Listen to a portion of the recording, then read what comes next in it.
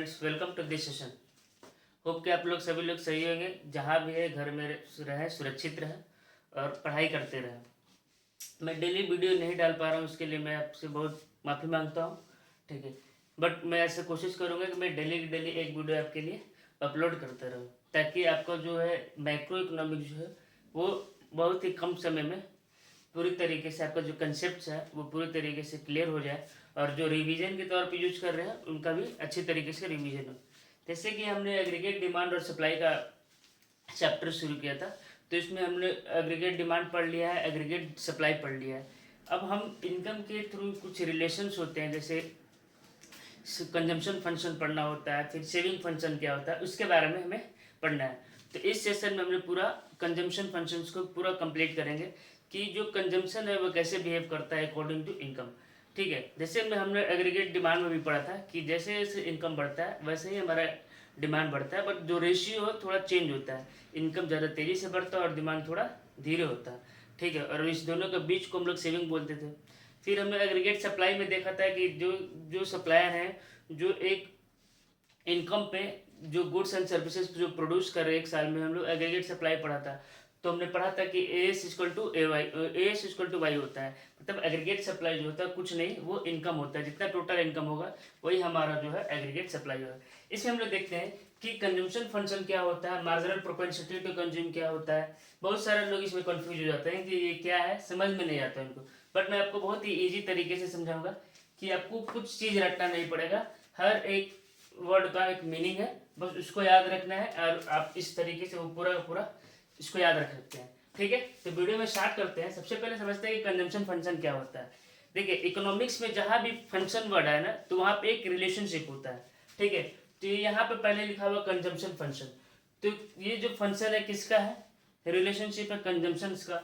ठीक है, तो कंजम्पशन का रिलेशन पूरा एग्रीगेट में किसके साथ चल रहा है, इनकम के साथ। तो जो भी फंक्शनल रिलेशनशिप होता है कंजम्पशन और इनकम के बीच में, उसको हम लोग कंजम्पशन फंक्शन के नाम से जानते हैं या सी फंक्शन के नाम से जानते हैं। इसका मतलब क्या होता है कि कैसे हमारा जो इनकम के थ्रू हमारा कंजम्पशन डिपेंड करता है। ठीक है, तो जैसे जैसे हमारा इनकम बढ़ता है वैसे ही हमारा कंजम्पशन बढ़ता है, पर जो रेशियो है थोड़ा चेंज होता है। इनकम ज़्यादा तेज़ी से बढ़ता है और कंजम्पशन थोड़ा धीरे बढ़ता है। तो ये कंजम्पशन क्या है, एक तरीके से एग्रीगेट डिमांड टाइप का है। ठीक है, तो the functional relationship between consumption and income that is known as consumption function. ठीक है, जो भी फंक्शनल रिलेशनशिप कंजम्पशन के और इनकम के बीच में होता है उसको हम लोग कंजम्पशन फंक्शन बोलते हैं। और कंजम्पशन फंक्शन जैसे कि इन कंजम्पशन, जैसे ही इनकम इंक्रीज होता है वैसे वैसे हमारा जो है कंजम्पशन इंक्रीज होता है। चार्ट के थ्रू समझेंगे, टेबल के थ्रू। ठीक है, कि कैसे, देखिए जब लेबल ये क्या है, वाई किसको डिनोट करते हैं, वाई को इनकम के थ्रू डिनोट करते हैं और सी को कंजम्पशन के थ्रू डिनोट करते हैं। ठीक है, तो जब भी मैंने पहले भी आपको बताया है कि लेवल ऑफ इनकम अगर जीरो भी रहता है तो हम कुछ ना कुछ कंज्यूम करते हैं। ठीक है, तो मैंने इसको पहले भी बताया था कि उसको ऑटोनोमस एक्सपेंडिचर या ऑटोनोमस कंजम्पशन के नाम से, मैंने एक्सपेंडिचर ना बोलेंगे यहाँ पे फंड्स कंजम्पशन है, तो इसलिए हम लोग ऑटोनोमस कंजम्पशन बोलते हैं। कि जब हमारा कुछ इनकम भी नहीं होता फिर भी हम कुछ पार्ट जो है वो हम कुछ कंज्यूम करते हैं। ठीक है, तो ये जो कंज्यूम करता है वो हमने पास सेविंग से कुछ खरीद, जो पैसा है उसको यूज करके या फिर बोरिंग्स को यूज करके भी हम लोग खरीदते हैं। तो इसलिए जब लेवल ऑफ इनकम जीरो रहता है तो हमारा कंजम्पशन जीरो नहीं रहता है, लेकिन एग्रीगेट सप्लाई में क्या होता था, जीरो होता था। ठीक है, तो जीरो नहीं रहता है, जिसको हम लोग बोलते हैं ऑटोनोमस कंजम्पशन के नाम से जानते हैं। याद रखिएगा, ये क्वेश्चन बार बार पूछता है कि लेवल ऑफ इनकम जीरो पे जो खर्च करते हैं उसको क्या बोलते हैं। ठीक है, फिर जैसे जैसे लेवल ऑफ इनकम बढ़ रहा है हमारा कंजम्पशन भी बढ़ रहा है, बट जो रेशियो है वो कहीं ना कहीं थोड़ा धीरे है। जैसे यहाँ पे 20 पे पूरा का पूरा खर्च कर दिया, फिर 40 में हम लोग 30 खर्च कर रहे हैं। इसका मतलब 10 रुपये में क्या है, सेविंग। अब यहाँ से लोग जो है वो सेविंग स्टार्ट करना चालू कर दिए। फिर देखिए 60 और इस दोनों के बीच में कितना गैप हो गया, 20 का। यहाँ पे कितने का गैप था, 10 का। यहाँ पे 0 था। ठीक है, तो समझ रहे, जैसे जैसे इनकम बढ़ेगा वैसे वैसे जो गैप होता है कंजम्पशन का वो भी इंक्रीज करते रहता है। ठीक है, तो इसका मतलब यहाँ पे टेंडेंसी हो जाता है लोगों के पास कि वो सेविंग करते हैं। ठीक है, अब इसको चार्ट के थ्रू, ग्राफ के थ्रू समझते हैं। ठीक है, तो जो वाई एक्सिस एक्स एक्सिस पे हम लोग देखते हैं इनकम को और वाई एक्सिस पे कंजम्पशन को रखते हैं। ठीक है, तो देखते हैं सबसे पहले कि हमारा इनकम जो है कहाँ से इंक्रीज हो रहा है, जीरो से इंक्रीज हो रहा है, जीरो से इंक्रीज हो गया। ठीक है, लेकिन कंजम्पशन क्या जीरो से इंक्रीज होता है? नहीं होता है। कहाँ से होता है? कुछ लेवल दिया रहेगा, जैसे यहाँ पे क्या है 10 है कि हम लोग जीरो इनकम पर भी 10 यूनिट कंज्यूम कर रहे हैं। ठीक है, तो यहाँ पे 10 यूनिट हो गया। अब यहाँ से जब इंक्रीज करता है, ठीक है, तो जैसे जैसे इनकम बढ़ता है हमारा कंजम्पशन भी बढ़ता है, बट एक लिमिट के बाद क्या होता है, डिक्रीज करने लगता है। ठीक है, मतलब इनकम और उसके बीच में जो है वो गैप हो जाता है। इस गैप को हम लोग बोल सकते हैं क्या, सेविंग। यहाँ पे क्या हुआ, ब्रेक इवन पॉइंट, जहाँ पे हमारा इनकम जो है वो कंजम्पशन दोनों बराबर होता है। ठीक है, यही हो गया। हालांकि ब्रेक इवन पॉइंट वो पॉइंट होता है जहाँ पे जो भी फॉर्म है उसका जो टोटल रेवेन्यू है, जो टोटल एवरेज रेवेन्यू है वो एवरेज कॉस्ट के इक्वल होता है, वो ब्रेक इवन पॉइंट होता है। ठीक है, मतलब जीरो नो प्रॉफिट वाला जो सिचुएशन होता है उसको हम ब्रेक इवन पॉइंट के नाम से जानते हैं। ठीक है, तो इसका ऑब्जर्वेशन क्या है, इस चार्ट के थ्रू हम ये देख रहे हैं कि जैसे जैसे सबसे पहले ये देखेंगे कि हमारा जो इनकम जो होता है जो कंजम्पशन होता है वो ज़्यादा होता है एज कम्पेयर टू वाई। ठीक है, एट सर्टेन पॉइंट पे जो है सी और वाई जो है इक्वल हो जाता है, इसको ब्रेक इवन पॉइंट बोलते हैं। और थर्ड पे हम देखते हैं कि as the income increase consumption also increase but in the not the same ratio. ठीक है, तो पहला वाला केस में हमें ये देखने को मिल रहा है कि जो यहाँ से हम देखेंगे, एक ये हो गया कि c is greater than y। यहाँ पे देखेंगे c इक्वल टू, मान लो यहाँ पे लिख देते हैं c इक्वल टू वाई, और यहाँ पे देखेंगे c is less than y। तीन केस हो गया ना। यही ऑब्जर्वेशन है कि पहले कंजम्पशन ज़्यादा होता है, इनकम कम होता है, फिर दोनों बराबर होता है, फिर कंजम्पशन कम होता है, इनकम ज़्यादा होता है। ठीक है, अब समझते हैं कि मार्जिनल प्रोपेंसिटी टू कंज्यूम क्या होता है। इसे बहुत सारे लोग कंफ्यूज हो जाते हैं कि मार्जिनल प्रोपेंसिटी एक्चुअली में है क्या। ठीक है, तो मार्जिनल प्रोपेंसिटी टू कंज्यूम का मतलब होता है कि जैसे जैसे जो हमारा लेवल ऑफ इनकम बढ़ता है हमारा इनकम भी बढ़ता है, but marginal propensity to consume में हम पर यूनिट इनकम के बढ़ने से जो हम कंजम्पशन करते हैं उसको हम लोग मार्जिनल प्रोपेंसिटी टू कंज्यूम बोलते हैं।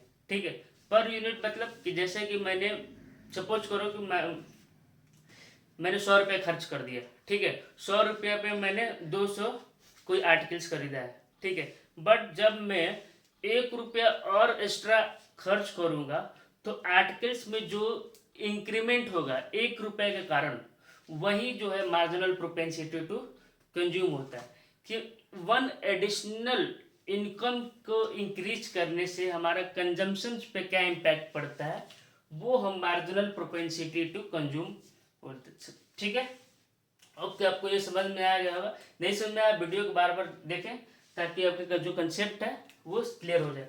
इसका मतलब होता है एक एडिशनल इनकम को बढ़ने से हमारा जो कंजम्पशन यूनिट में जो चेंज आता है उसको बोलते हैं मार्जिनल प्रोपेंसिटी टू कंज्यूम। ठीक है, इसको जो डायग्राम है, ग्राफ है, वो कोई इंपॉर्टेंट नहीं है, बट मैंने यहाँ पे दिखा दिया है कि कैसे जैसे जैसे बढ़ता है ये दोनों का एक एडिशनल यूनिट मतलब यहाँ क्या लेंगे। ठीक है, तो इसका जो फार्मूला होता है उसका फार्मूला होता है डेल्टा सी अपन डेल्टा वाई। डेल्टा मतलब चेंजिंग कंजम्पशन अपन चेंजिंग इनकम। जैसे मान लो यहाँ से देखते हैं कि यहाँ से इनकम कितना बढ़ा है, 20 बढ़ा है, और यहाँ से कंजम्पशन कितना बढ़ा, 10 बढ़ा, यहाँ से ये 20 बढ़ा। तो हम इसको मार्जिनल प्रोपेंसिटी टू कंज्यूम में हम पूरा पुनः ऐड करके हम यूनिट को ये ऐड करेंगे। ठीक है, जो चेंज हुआ है तो कंजम्पशन में कितना है, 10 चेंज हुआ और इनकम है 20, 0.5। समझ में आ गया। ये 0.5 जो है वही हमारा एमपीसी होगा। ठीक है, अब समझते हैं कि एमपीसी और एपीसी क्या होता है, उसका डिफरेंट। यहाँ पर मैंने एमपीसी आपको समझा दिया, फिर से मैं लिखा हुआ हूँ अच्छे से, उसको भी आप देख लीजिएगा ताकि क्लियर जो कंसेप्ट और क्लियर हो जाए। एवरेज प्रोपेंसिटी टू कंज्यूम मतलब क्या होता है कि जो भी हम कंजम्पशन करते हैं, टोटल कंजम्पशन, टोटल इनकम का, ठीक है, वो होता है एवरेज प्रोपेंसिटी टू कंज्यूम। जैसे ये पूरा का अगर हम कैलकुलेट करेंगे इनकम को और कंजम्पशंस को, तो वो हमारा एवरेज हो जाएगा। बट जो वन एडिशनल यूनिट का जब हम देखेंगे तो वो एमपीसी हो गया, ठीक है।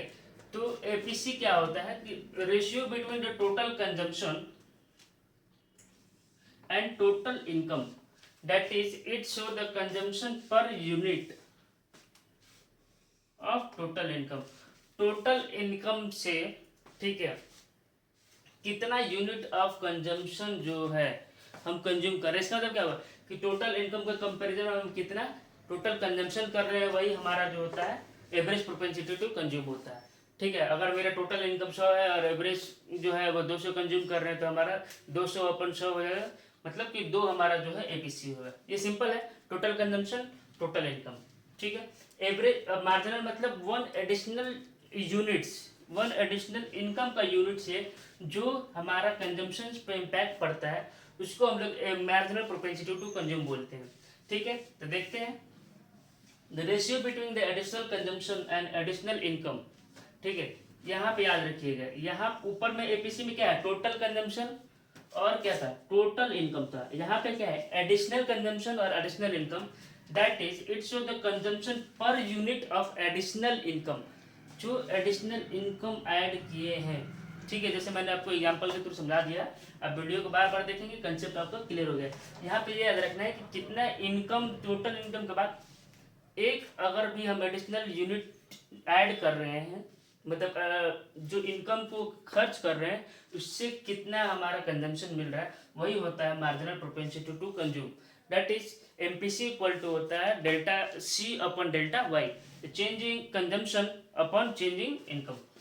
कि इनकम, ये इनकम नीचे क्यों है, क्योंकि इनकम को कंपेयर कर रहे हैं, ठीक है, कंजम्पशन से, ठीक है। अब समझते हैं कि एल्जेब्रिक रिप्रेजेंटेशन क्या होता है कंजम्पशन फंक्शन का, ठीक है।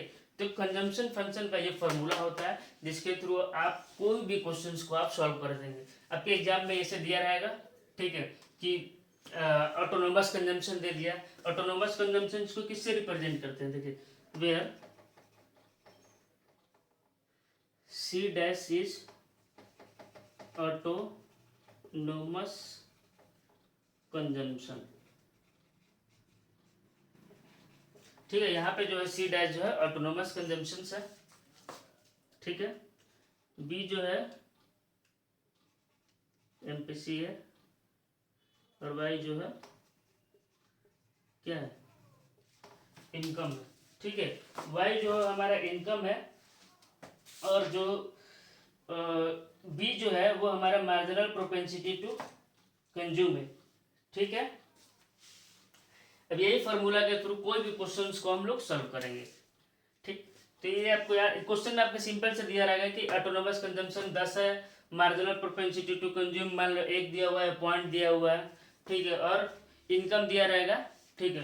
तो हम लोग सी आराम से निकाल लेंगे यही फार्मूला के थ्रू। ये यही दिखाता है कि इनकम कैसे बिहेव करता है अकॉर्डिंग टू इनकम।